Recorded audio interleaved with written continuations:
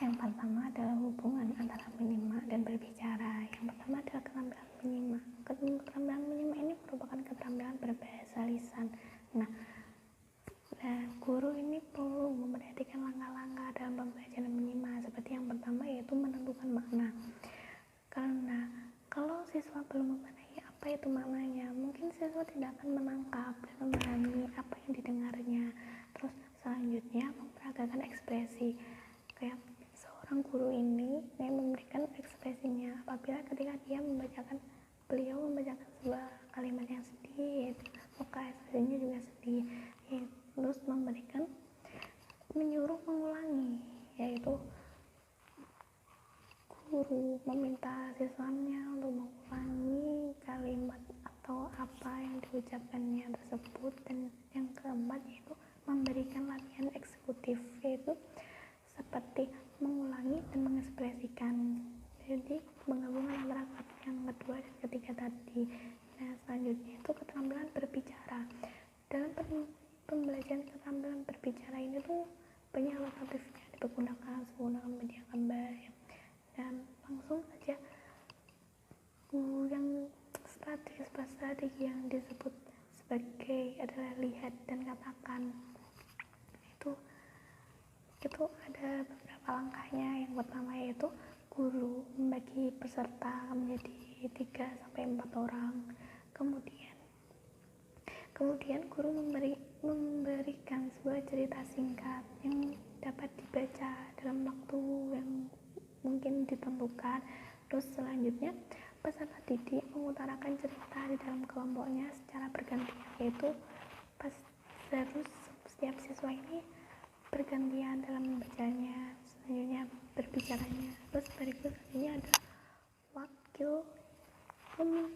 wakil dari setiap kelompok itu untuk mengutarakan ceritanya di depan kelas. Terus berikut selanjutnya guru dan peserta didik lainnya pun mendiskusikan cerita yang didengarnya dan mendiskusikan bahasa yang digunakan dalam menyampaikan cerita tersebut, apakah dapat pahami gitu.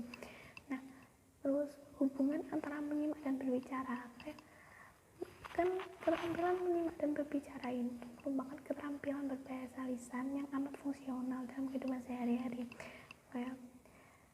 Hal ini terjadi karena dengan menyimak dan berbicara kita dapat memperoleh atau menyampaikan sebuah informasi.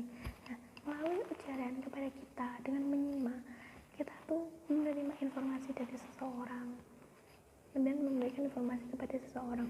Karena pada kenyataannya peristiwa berbicara selalu dibarengi dengan peristiwa menyimak, atau peristiwa menyimak pasti ada dalam peristiwa berbicara. Nah, dengan demikian lisan tidak dapat terjadi apabila kedua kegiatan itu tidak saling melengkapi, seperti itu. Cukup sekian. Kegiatan strategi pembelajaran berbahasa lisan. Strategi pembelajaran berbahasa lisan yakni kegiatan melalui bercerita pada tingkat kelas rendah. Yang tersebut ada langkah-langkahnya. Yang pertama, menjawab pertanyaan. Menjawab pertanyaan yakni seorang siswa akan menjawab pertanyaan dari seorang guru. Yang kedua, bermain teka-teki. Bermain teka-teki yakni guru akan mencoba memberikan teka-teki yang akan bisa dijawab oleh siswa tersebut. Yang ketiga yakni memberi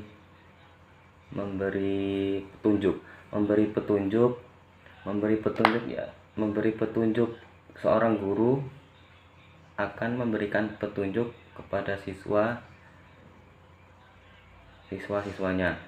Yang keempat, identifikasi kalimat topik, yakni seorang guru akan membacakan sebuah kalimat dan siswa akan menuliskan topik tersebut. Yang kelima, main peran. Main perannya ini siswa akan bermain peran dalam cerita tersebut. Yang keenam, bercerita. Siswa akan bercerita tentang cerita yang ada di buku atau cerita diri sendiri. Yang ketujuh, dramatisasi.